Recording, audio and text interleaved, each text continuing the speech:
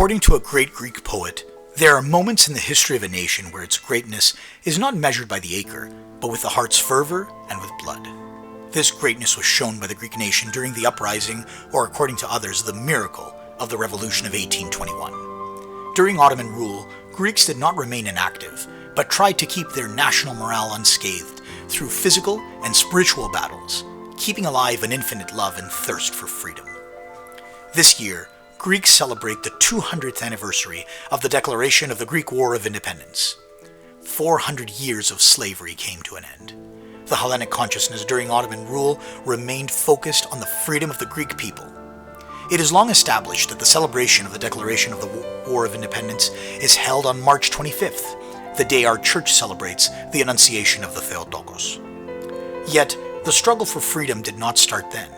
It is known that Greeks throughout the Ottoman rule rose up against their conquerors. In spite of that, the official date, which has been etched in the hearts and minds of all Greeks, is that of March 25th, as the nation rose up to fight for the holy faith in Christ and the nation's freedom. What happened then during the War of Independence? Below, we will detail briefly the most important events that happened, so that we can today raise the Greek flag proudly, on our streets, in town squares, at our homes.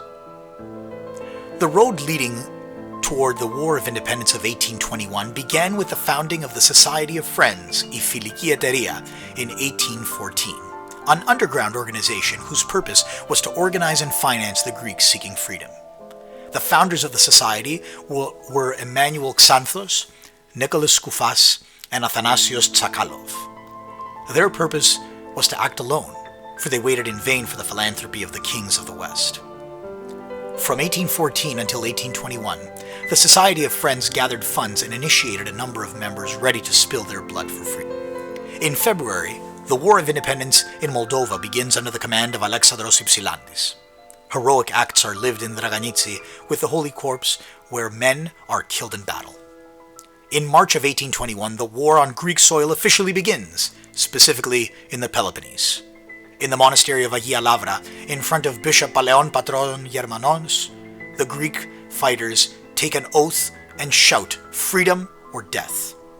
Within 6 months, the Greek freedom fighters were able to liberate all of the Peloponnese. After about 4 months of fighting, and with much blood spilled on both sides, the Greeks free Tripoli on September 23, 1821.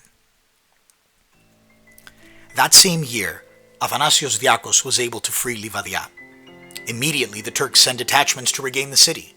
Athanasios Diacos tried to repel them at the Alamana Bridge with 48 men, although he was against 9,000 Turks. During this battle, he was wounded and taken captive. When the Turks presented him to Homer Vrionis, they offered him to become a follower of Islam and have a high post in the Ottoman army.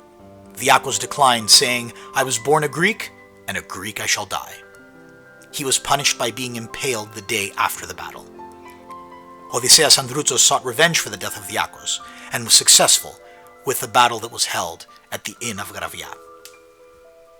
The path of revolution was already filled with victory upon victory due to the heroic and sacrificial struggles of the fighters. Of great importance was that immediately after the beginning of the hostilities in the Peloponnese, the rest of Greece soon followed, mainland and islands alike. Important figures emerged in this fight, such as Kolokotronis, Papaflessas, Karaiskakis, Potsaris, Kanaris, Athanasios Diacos, Emmanuel Papas, Nikitaras, Miaoulis, and many others, both distinguished and anonymous, unnoticed heroes. During the second year, battles against the Turks began in the areas of Macedonia and Crete. In Chalkidiki, Naousa, and Olybos, monumental battles are fought against a powerful enemy. In June 1824, a blood-soaked chapter in the War of Greek Independence is written, with the destruction of Saras by the Ottomans. After the island had been taken, the Ottomans massacred its citizens. From its population of 30,000 before the battle, only 12,000 were saved, with 18,000 people being either killed or sold in the slave market. The Ottomans were able to take control of the entire island, except for a small stronghold that was defended mightily by a modest force of Psarians and fighters from Macedonia and Thessaly.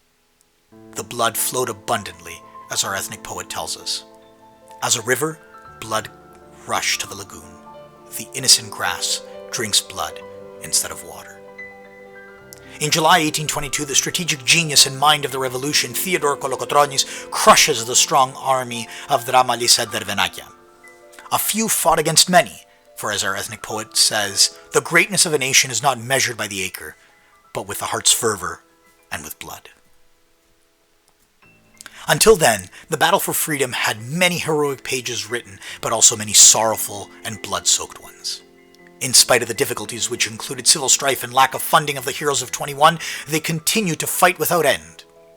In March of 1825, Papaflesas, with a small group of fighters, battled vigorously against Turkish-Egyptian soldiers. After a heroic battle, the Greek fighters fell fighting for their faith and their ideals.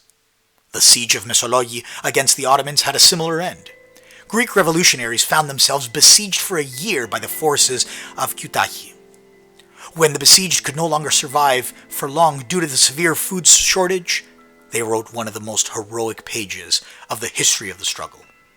Between Lazarus Saturday and Palm Sunday in April 1826, the besieged made a heroic exit. Their situation was written about characteristically by Dionysios Solomos. At the end of the grave, silence reigns in the plain. A bird chirps, takes a grain, and the mother is jealous. Someone betrayed them and their plan was known to the enemy. The exodus quickly turned into the abominable slaughter of women, children, and the fighters. The event was so tragic, with so much blood being spilled at that dawn, that a surge of Philhellenism emerged throughout Europe. The great powers changed their stance in terms of the Greek Revolution. In October 1827, the coveted freedom of the Greeks was beginning to shine. The darkness of repression was dissolved, giving in effect an end to the many years of slavery. The Western governments followed with their Philhellenic stance, as the majority of the regular citizenry of the West saw the Greek War of Independence in a positive light. The event that tipped the scales in favor of the Greek cause was the naval battle of Navarinos.